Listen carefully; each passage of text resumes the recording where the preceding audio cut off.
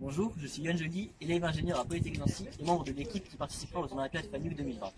Nous sommes ici à l'AIP, un bâtiment mis à la disposition de tous les élèves de l'Université de Lorraine, et c'est ici qu'on va pouvoir s'entraîner. Allez, suivez-moi. Nous avons ici à notre disposition deux robots FANUC, LR et Mate 200 ID4S. C'est ici qu'on va pouvoir donc s'entraîner en espérant être qualifié pour les finales à Paris. Merci. Bienvenue désormais où tout a commencé, à Polytechnique Nancy. C'est ici que nous avons pu réaliser notre avant-projet. Alors, je vais vous présenter notre équipe. Nous sommes 4 étudiants entre 3e et 4e année d'école d'ingénieur. Et c'est ici que nous avons pu nous préparer. Allez, suivez-moi.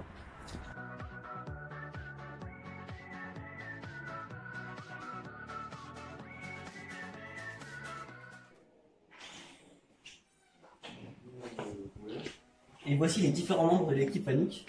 Guillaume, Frédéric et Alexandre. Voici maintenant le fonctionnement en détail de notre cellule. Pour l'arrivée des pièces, nous avons fait le choix d'un convoyeur qui va acheminer les palettes qui contiennent 16 couronnes chacune. Grâce à un programme de dépalettisation, notre robot va prendre chacune des pièces et les faire passer successivement dans les 3 centres d'usinage. En arrivant devant une machine, le plateau mobile va tout d'abord s'avancer, puis la porte va s'ouvrir pour permettre au robot d'accéder à la machine.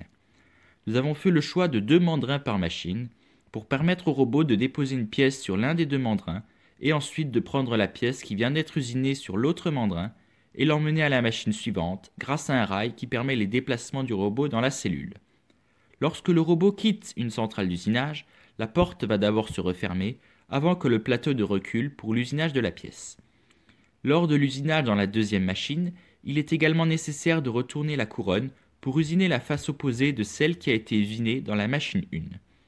Lorsqu'une couronne a été complètement usinée, donc lorsqu'elle sort de la machine 3, le robot va alors déposer la pièce sur le convoyeur de sortie. Nous avons également fait le choix d'ajouter des barrières de protection sur les côtés des convoyeurs pour des questions de sécurité. Le robot va ensuite répéter ce cycle autant de fois qu'il y a de pièces.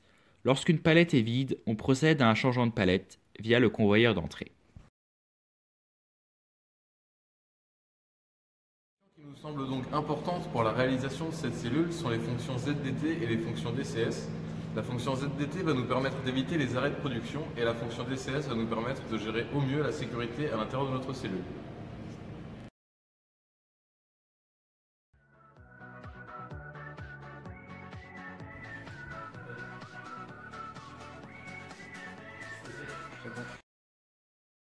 Le chiffrage de notre solution est décomposé en 4 parties.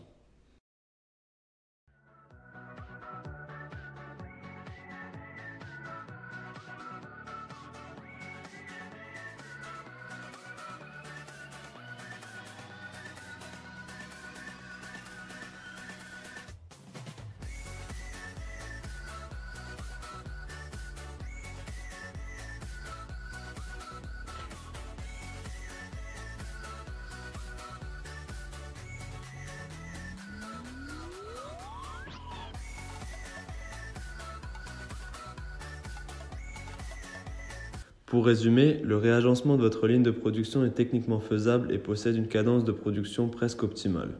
Cependant, l'alignement des machines sur un même axe nécessite l'utilisation d'un rail et donc, par conséquent, une certaine surface au sol disponible.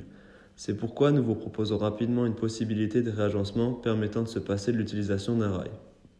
Notre solution permet donc d'économiser de l'espace ainsi que de l'argent.